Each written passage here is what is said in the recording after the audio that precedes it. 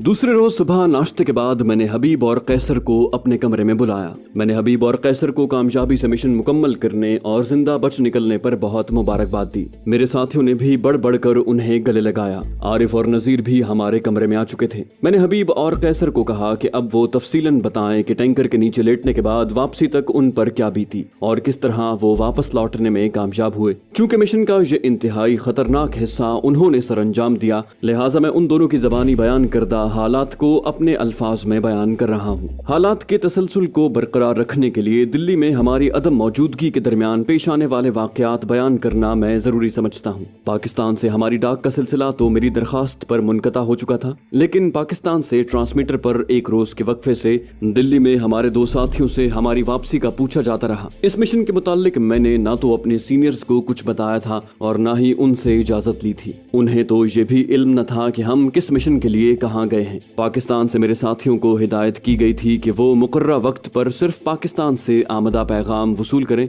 और खुद कोई पैगाम ट्रांसमिट न करें। उन्हें यह हिदायत भी की गई थी कि दिल्ली वापसी पर मैं पाकिस्तान से आने वाले ट्रांसमिट पैगाम को अपनी मौजूदगी में वसूल करूं, क्योंकि कोई बहुत जरूरी और अहम हिदायत मुझे देनी थी। हबीब और कैसर से जब मैंने मिशन के दौरान पेश आने वाले वाकयात पूछे तो वहाँ मौजूद हम सब हमतन गोश थे। हबीब ने बात शुरू की। उसने कहा कि गेट पर टैंकर के रुकते ही कैसर और मैं निहायत आसानी से टैंकर के नीचे पहुंच गए। कैसर ने तो टैंकर के नीचे लगी स्टील प्लेट में सुराख ढूंढकर उनमें रॉड फंसाकर अपने बेल्ट्स फिट कर लिए। मुझे सुराख ढूंढने में दिक्कत पेश आ रही थी। कैसर ने मेरी मदद की और मौजू सुराखों में मेरे रॉड डालकर मेरी बेल्ट्स उनमें फिट कर दी। हम दोनों को बेल्ट्स पर लेटे बमुश्किल चंद सेकंड ही गुजरे थे कि फाटक खुलने की आवाज आई और टैंकर चल पड़ा। ऑयल टैंक के करीब जाकर टैंकर रुक गया। अंदाजे के मुताबिक वहां टैंकर पर पेट्रोल लोड करने में तकरीबन आध घंटा लगना था। 2-4 मिनट इसी सूरत में गुजारने के बाद जब हमने देखा कि हमारी इस हालत में मौजूदगी को किसी ने नोट नहीं किया और टैंकर में पेट्रोल भरने की आवाज सुनाई दी तो हमने बेल्ट्स पर लेटे लेटे अपने ओवरऑल पहन लिए। हम दोनों ने 2 बम निकालकर बैंडेज टेप के साथ निहायत मजबूती से टैंकर की प्लेट्स के साथ चिस्पा कर दिए और बैंडेज टेप से बमों को 4-4 मुख्तलिफ जगहों पर लगाकर उन्हें इतना महफूज कर दिया कि सफर के दौरान सड़क पर झटकों की वजह से बम गिर न जाएं। हमें अब सिर्फ बमों की टाइमिंग सेट करनी थी जो हम मंजिल पर पहुंचकर ही कर सकते थे। सेफ्टी बेल्ट्स ने हमें झटकों से गिरने से बचा लिया। हमारे थैलों में अब एक बम, पिस्टल, गोलियां और खंजर थे। थैले हमने सीनों पर बांध रखे थे। पेट्रोल लोड करके टैंकर अपने सफर पर रवाना हो गया। पहली चेक पोस्ट रवानगी के पौन घंटे के बाद आई। वहां से क्लियरेंस के बाद टैंकर आगे चल पड़ा। दूसरी चेक पोस्ट तकरीबन 20 मिनट के बाद आई। हमें सारे सफर के दौरान सिर्फ सड़क और इमारत की 5-6 फुट बुलंदी तक ही देख सकते थे। दूसरी चेक पोस्ट से क्लियरेंस के तकरीबन 10 मिनट के सफर के बाद टैंकर बाएं जानिब मुड़ा। अब हमारे एक तरफ पहाड़ और दूसरी जानिब खड्ड थे। सड़क के दोनों जानिब खारदार तार की बहुत घनी बाड़ लगी हुई थी। टैंकर ने उस सड़क पर अपनी रफ्तार कम कर दी क्योंकि सामने से भी जीपें और ट्रक आ रहे थे। सड़क पहाड़ी के साथ साथ उसकी गोलाई के साथ ही घूम रही थी। हमें ऐसा महसूस होने लगा कि सड़क अब ढलवान में जा रही थी। कुछ ही देर बाद हमारे एक जानिब पहाड़ी और दूसरी जानिब हमवार जमीन आ गई। इस हमवार जमीन पर बना हुआ रनवे साफ दिखाई दे रहा था जो पहाड़ी में जाकर गुम हो जाता था। रनवे आने से पहले ही टैंकर एक सुरंग में दाखिल हुआ और तकरीबन 100 मीटर जाकर रुक गया। हमने बमों पर 20 मिनट का टाइम सेट किया। इन बमों में ज्यादा से ज्यादा 49 मिनट पर फटने का वक्त सेट किया जा सकता था। इतनी देर में टैंकर से पेट्रोल सुरंग में बने टैंक्स में मुंतकिल किया जाने लगा। सुरंग में बिजली से रोशनी की गई थी जो बाहर की रोशनी से बहुत कम थी। हम निहायत आहिस्तगी और बगैर कोई आवाज पैदा किए टैंकों की दूसरी जानिब से टैंकर से बाहर निकले। हमने देखा कि ये सुरंग आगे जाकर पहाड़ में खुदे हुए एक बहुत बड़े हॉल में खत्म हो जाती थी। हमारे ओवरऑल पहने होने की वजह से हम पर किसी ने शक नहीं किया और हम उस हॉल तक पहुंच गए। वो हॉल इतना बड़ा था कि उसमें जहाजों के कई हैंगर समा जाएं। उस हॉल में 2-3 मुख्तलिफ इकसाम के दर्जनों जंगी जहाज खड़े थे और इन जहाजों की पार्किंग में बिजली की बहुत ज्यादा रोशनी ने दिन के उजाले का समा पैदा कर रखा था। वहाँ पर दर्जनों टेक्नीशियन हमारे जैसे ओवरऑल पहने जहाजों की मुरम्मत और देखभाल कर रहे थे। मैंने अपने दूसरे बम में अब से 15 मिनट बाद का टाइम सेट किया और जहाजों की तरफ चल पड़ा। जब मैं हॉल के तकरीबन निस्फ तक पहुंचा तो मुझे सुरंग का वो थाना दिखाई दिया जिसमें मैदानी रनवे दाखिल होता था। सुरंग में तकरीबन आधा किलोमीटर लंबा रनवे बना हुआ था। इसी पॉइंट से हैंगर में खड़े जहाज टेक ऑफ के लिए स्टार्ट होते थे और सुरंग से निकलने तक उनकी रफ्तार इतनी बढ़ जाती होगी कि मैदानी रनवे का कुछ हिस्सा ही तय करके वो महवे परवाज हो जाते होंगे। मैं जहाजों की तरफ ये सोच कर बढ़ा था कि किसी भी जहाज की कॉकपिट में मौका देखकर बम फेंक दूंगा, और ये मौका मुझे बहुत जल्द मिल गया। मैं बम एक जहाज में फेंक कर कैसर की तरफ मुतवज्जे हुआ। वो उस पार्किंग में 7-8 हिस्सों में मुनक़सिम सीमेंट के अंदर लगी बहुत छोटी चौड़ाई की रेल की पटरियों को देख रहा था, जो रनवे वाली सुरंग के हॉल में खात्मे के करीब ही एक पटड़ी में शामिल हो जाती थी, और वो पटड़ी एक सुरंग में चली जाती थी। हमने जो टाइम टैंकर वाले बमों में सेट किया था उसमें अब सिर्फ 9 मिनट बाकी थे। कैसर ने सरगोशी में मुझे कहा कि ये पटड़ियां यकीनन जहाजों में बम लादने वाली ट्रॉलियों के लिए बनी हैं, और सुरंग में दाखिल होने वाली पटड़ी आर्सेनल यानी असलहा खाने को जाती है। मैंने उसे बहुत समझाया लेकिन वो न माना और उस सुरंग में दाखिल हो गया, और मैं टैंक वाली सुरंग से बाहर जाने को चल पड़ा। कैसर ने सुरंग में क्या किया ये उसी से पूछिए। कैसर ने बताया कि मैं वक्त की कमी के बायस सुरंग में दाखिल होकर भागने लगा। ये पटड़ी एक जगह खत्म हो जाती थी, वहाँ भी एक बड़ी सुरंग जिसमें ट्रक आ सकते थे बनी हुई थी। जहाँ पटड़ी खत्म होती थी वहाँ तरतीब से मुख्तलिफ साइज के बम और रॉकेट सैकड़ों की तादाद में पड़े थे, जिनकी निगरानी पर एयरफोर्स के 2 गार्ड और एक अफसर था। तीनों ने ओवरऑल पहन रखे थे। दोनों गार्ड मुसल्ला थे, जबकि अफसर के पास जाहिरी तौर पर हथियार नजर न आता था। ओवरऑल की वजह से मुझे गार्ड्स तक पहुंचने में कोई दिक्कत न हुई। मैं एक गार्ड के करीब गया और इंतहाई फुर्ती से खंजर से उसकी शहरक काट दी।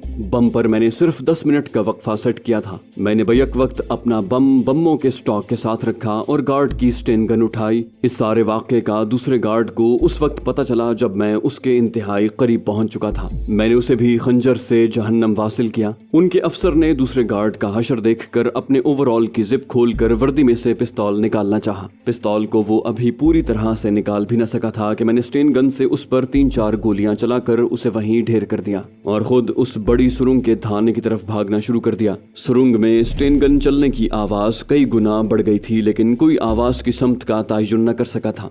थाने पर 2 पहरेदार खड़े थे। मुझे ओवरऑल पहने और हाथ में स्टेन गन लिए देखकर वो मुझे अमले का ही एक फर्द समझे और मुझसे पूछने लगे कि अंदर गोलियां चलने की आवाज कैसी थी। इतनी देर में मैं भागने की वजह से अपने फूले हुए सांस पर काबू पा चुका था। मैंने उन्हें कहा कि क्या तुम्हें अभी तक खबर नहीं हुई? वो दोनों सवालिया नजरों से मेरी तरफ देखकर बैक वक्त बोले, नहीं, कोई खबर नहीं। और मैंने उन पर स्टेन गन की गोलियां दाग कर उन्हें अंदरूनी खबर दे दी। सड़क के दहाने के करीब ही हबीब मेरा मुंतजिर था। हमने ट्रकों और जीपों की पार्किंग की तरफ दौड़ लगाई। अभी हम उस पार्किंग के नजदीक ही पहुंचे थे कि हमें पहला धमाका सुनाई दिया। हम भागम भाग पार्किंग में खड़े एक ट्रक की तरफ पहुंचे और ट्रक में बैठने ही लगे थे कि दूसरा धमाका और उसके साथ ही तीसरा धमाका हुआ और फिर तो धमाकों और शोलों का सिलसिला बंध गया। मैंने ट्रक में चाबी न होने की वजह से उसके डैशबोर्ड से तारें निकाली और उन्हें जोड़ ही रहा था कि ट्रक थरथराने लगा। जमीन हिल रही थी। ये ऑयल टैंक या आर्सेनल में बमों के फटने की वजह से थी। हमने ट्रक स्टार्ट किया और तेजी से वापसी के लिए रवाना हुए।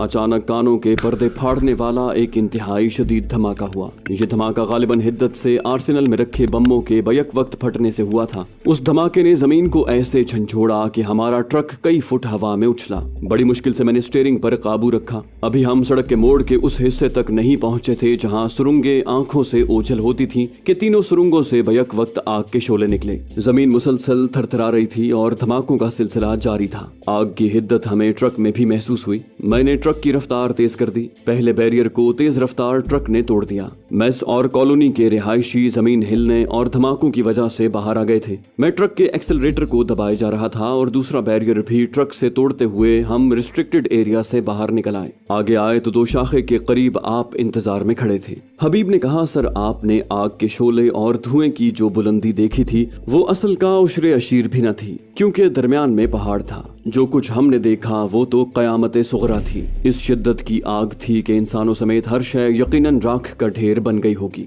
यहाँ मैं आपको एक अजीब हकीकत बताना चाहता हूँ। इस मिशन में कामयाबी और हीरो बनने का सेहरा हबीब कैसर के सर पर और कैसर हबीब के सर पर बांधने की कोशिश कर रहा था। दोनों का ये कहना था कि दूसरे के बगैर ये मिशन कभी कामयाब ना हो सकता। उन दोनों ने फिल हकीकत अपनी जान की बाजी लगाकर हमारे चीफ से लेकर हर मुतल्लिका फर्द के अधूरे ख्वाब को पूरा किया था। हमारी शाबाश और तारीफ के अलावा पाकिस्तान से इस मिशन की कामयाबी की तस्दीक के बाद इन दोनों को खुसूसन और मिशन में शामिल साथी लड़कों और मुझे जो इनाम मिला उसके मुताल्लिक सिर्फ इतना कह सकता हूँ कि हम सब की तवक्को से कहीं ज्यादा था। सबसे ज्यादा ताज्जुब इस बात पर था कि भारतीय हुकूमत और एयरफोर्स ने इस तबाही को बिल्कुल दबा दिया। हम सब अखबार एक हफ्ते तक खंगालते रहे, लेकिन इतने बड़े वाक़े की कोई खबर किसी अखबार में मौजूद न थी। सिर्फ टाइम्स ऑफ इंडिया ने एक इदारिया the mass fire in mountain के उन्वान से शाया किया, जिसमें हवाई अड्डे पर तबाही का जिक्र बड़े मोहतात अंदाज में किया गया था। इसकी यकीनी वजह यह थी कि इस वाक़े की तशहीर करने से भारत खुद अपनी नाअहल सिक्योरिटी को तस्लीम करता और अपने मुंह पर खुद तमाचे मारता।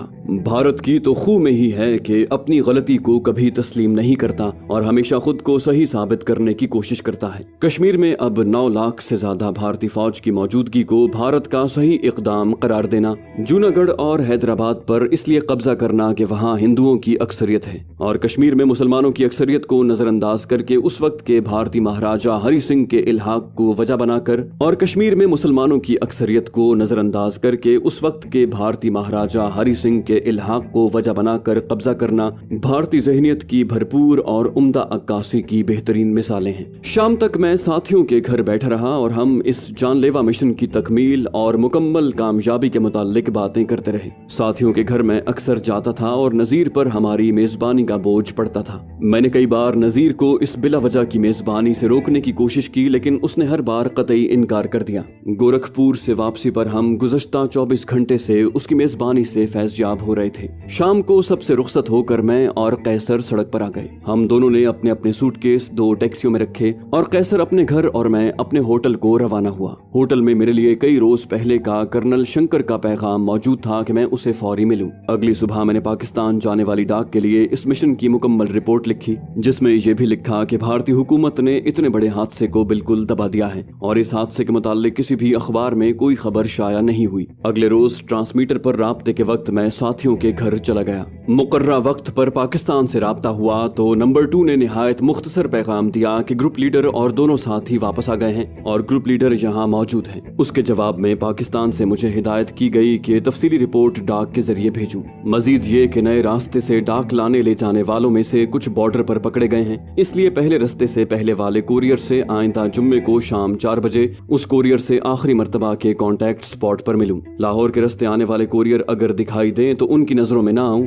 क्योंकि वो दुश्मन की हिरासत में है। कैप्टन अरशद से मुलाकात के दौरान मेरे जिन साथियों को उन कोरियर्स ने देखा है वो भी उनकी नजरों से बचें। पाकिस्तान से हमें ट्रांसमीटर पर मुफस्सल हिदायत मिलती थी और भारतीय इंटेलिजेंस यकीनन इस फ्रीक्वेंसी पर उन्हें कैच करती होगी। पाकिस्तानी ट्रांसमीटर का तो वो कुछ नहीं बिगाड़ सकते थे, खतरा सिर्फ हमारे ट्रांसमीटर से पैगाम भेजते वक्त था। लिहाजा हम अपना पैगाम ज्यादा से ज्यादा 1 मिनट के लिए ट्रांसमिट करते थे। इस मुख्तसर वक्त में हमारे ट्रेस होने का कोई इम्कान न था। गोरखपुर के मुताल्लिक हमें जो मालूमात आइंदा 2 माह में हासिल हुई उन्हें तसलसल की गरज से यहाँ बयान कर रहा हूँ। मुख्तलिफ जराए से, जिनमें कर्नल शंकर भी था, मुझे मालूम हुआ कि गोरखपुर के मरकजी शहर होने की वजह से उस खुफिया अड्डे को गोरखपुर का अड्डा कहा जाता था। हालांकि ये दर हकीकत गोरखपुर से तकरीबन 50 किलोमीटर के फासले पर महिंदवाल के करीब बनाया गया था। इस अड्डे का रनवे महिंदवाल की तरफ था और रिहायशी कॉलोनियां और मेस वगैरह पहाड़ की उस जानिब गोरखपुर की तरफ थे। सुरंगें भी महिंदवाल की जानिब थीं। इस अड्डे से टेक ऑफ के बाद जहाज तरबियती और रूटीन परवाजों के लिए उड़ते थे।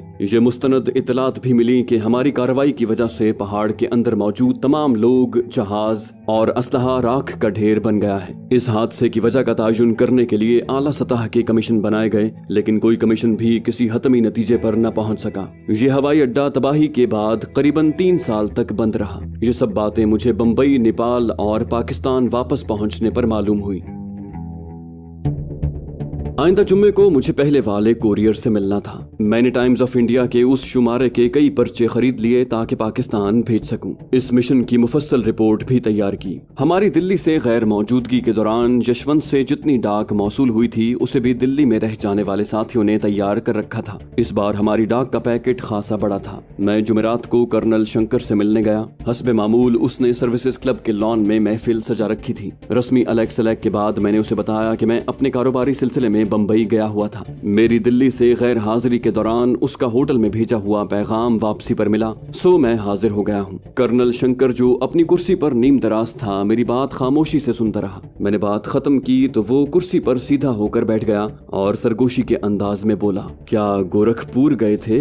कर्नल शंकर की जबानी गोरखपुर का नाम सुनकर मेरे रोंगटे खड़े हो गए। मैंने हवास पर काबू पाने की कोशिश की लेकिन नाकाम रहा। मैं खामोश टिकटिकी बांधे चंद लम्हे उसे देखता रहा। यकीनन कर्नल शंकर ने भी मेरी इस हवास बाख्तगी को महसूस किया होगा। उसने ठंडे पानी का ग्लास मेरे सामने रख दिया जिसे मैं गटागट पी गया। हवास जरा बहाल हुए तो कर्नल शंकर के चेहरे पर हल्की सी मुस्कुराहट देखी। मैंने हवास मुज्तमा करते हुए जवाब दिया कि मैं बम्बई से वापसी पर गोरखपुर भी गया था, मुझे वहाँ अपनी चाय मुतारिफ करवानी थी। मैंने उसे जवाब तो दे दिया लेकिन मेरी जबान लड़खड़ा रही थी। मेरी इस हालत को कर्नल शंकर गहरी नजरों से देख रहा था। उसने चंद लम्हे तौक़ुफ़ किया और उसी सरगोशी के लहजे में बोला, तुम विनोद हो या नवीद, मुझे इससे कोई सरोकार नहीं। मेरे लिए तो तुम सिर्फ विनोद हो। जो काम भी करो पूरी एहतियात और देखभाल से करो। ये कहकर वो चुप हो गया और अपने लिए नया जाम बनाने लगा। कर्नल शंकर के इस फिक्रे ने मेरी बड़ी मुश्किल से बहाल किए हुए हवास फिर दरहम बरहम कर दिए।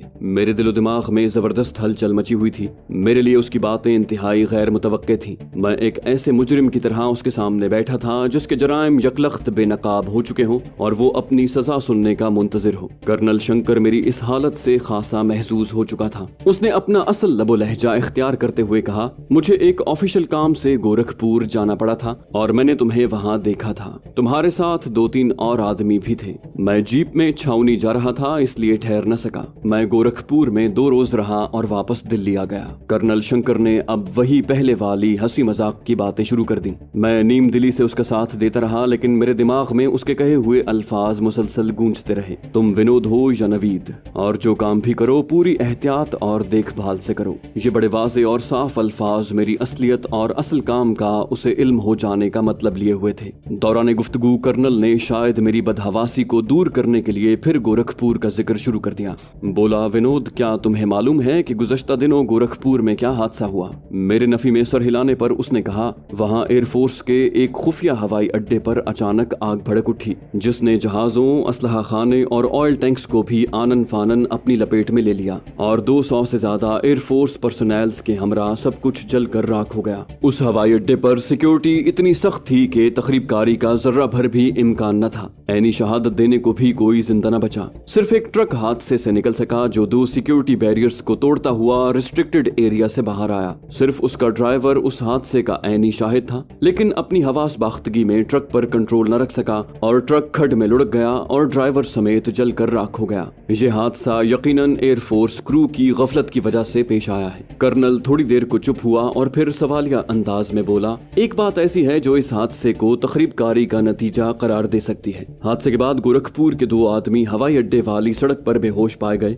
उनके बयान के मुताबिक उसी रोज उनकी गाड़ियां पिस्तौल दिखाकर छीनी गई थीं और उन्हें सरों पर जरब पहुंचाकर बेहोश कर दिया गया था। दोनों गाड़ियां छीनने वालों को वो अच्छी तरह से देख न सके। उनके बयानात से सिर्फ एक क्लू मिला है कि उनमें एक आदमी गोरा चिट्टा और लंबे कद का था। कर्नल ये बताकर फिर चुप हो गया और मेरी तरफ देखकर मुस्कुराने लगा। वो गालिबन मेरी परेशानी से लुत्फानंदोज हो रहा था। फिर अचानक बोला, विनोद, क्या ये अजीब इत्तेफाक नहीं कि तुम भी गोरे चिट्टे और लंबे कद के हो और हादसे के दिनों में गोरखपुर में ही थे? मेरे लिए अब खामोश रहना मुहाल था। मैंने भी मुस्कुराने की कोशिश करते हुए कहा, कर्नल साहब, अगर आपको मुझ पर शक है तो फिर मुझे पकड़वा क्यों नहीं देते? कर्नल खिलखिलाकर हंस पड़ा और बोला, मुझे शक नहीं बल्कि यकीन है कि तुम वो गोरे चिट्टे और लंबे आदमी नहीं हो जिसका जिक्र दोनों कार मालिकान ने किया है। भारत में ऐसी मुशाबहत तो हजारों लाखों में हो सकती है। मैंने तो महज मजाकन ये बात कही थी। हेडक्वार्टर्स में इस हादसे की जो रिपोर्ट्स आई हैं, मैंने इन रिपोर्ट्स की बिना पर तुम्हें सब वाकया बताया है। एयरफोर्स वालों ने तो अपनी नाअहलियत और कमजोर सिक्योरिटी को छुपाने के लिए इस हादसे की खबर और तफसीलात को दबा दिया है। तुम्हें आगाह करने के लिए ये तफसीलात तुम्हें बताई हैं। उसके बाद कर्नल ने इधर उधर की बातें शुरू कर दी।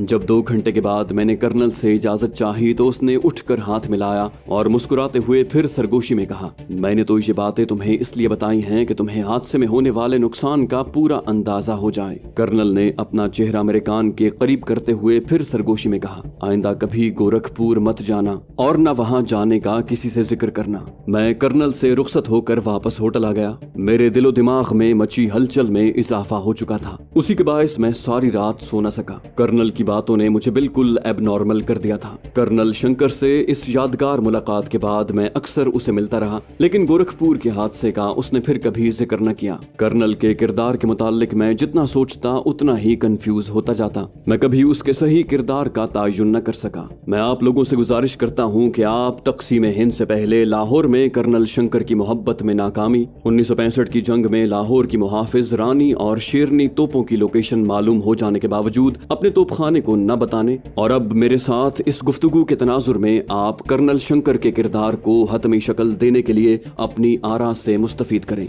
मैं ज़ाती तौर पर आपका मशकूर हूँगा।